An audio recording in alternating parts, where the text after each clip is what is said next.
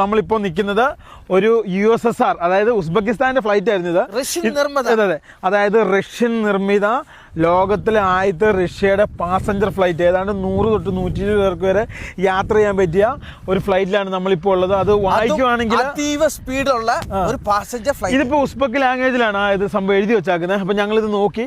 ഇത് ഏതാണ്ട് കുറേ വർഷങ്ങൾക്ക് മുമ്പേ ഉള്ളതാണ്. ഇത് കുറേ രാജ്യങ്ങൾ ഉപയോഗിച്ചിട്ടുണ്ട്. 3 എഞ്ചിനുള്ള ഒരു ഫ്ലൈറ്റ് ആണ് ഈ കാണുന്നത്. നമ്മുടെ നെപ്പോളിയൻ ചെറുക്കൻ തൊട്ടിവിടെ ഉണ്ട്. എന്തൊരു ഭാഗ്യമല്ല അവന്റെ. ഗൈസ് നോക്കി, ഒരു അസാമാന്യ വലിയൊരു ഫ്ലൈറ്റ്. അതെ അതെ guys, Indian made, Russian made. എന്തായാലും സംഭവം കളിക്ക്. അന്നത്തെ കാലത്ത് ഷോക്ക് വായിക്കും. അസാമാന്യ സാധനം കേട്ടോ. ഈ വീഡിയോ ഒക്കെ ഞങ്ങളുടെ യൂട്യൂബ് ചാനലായ eBullJet-ലുണ്ടാവും. നിങ്ങൾ അവിടെ വന്ന് നോക്കിയാൽ മതി. നിങ്ങൾക്ക് നല്ല കിടിലൻ വീഡിയോ കാണാം. വയറൊക്കെ എടാ സെബിനെ അലുമിനിയം വയറാട്ടോ ഈ ഫ്ലൈറ്റിന്റെ. വയറൊക്കെയാണ് തണുപ്പടിയും പൊടിയുണ്ടാണ്. ഇതുണ്ടോ അലുമിനിയം വയർ.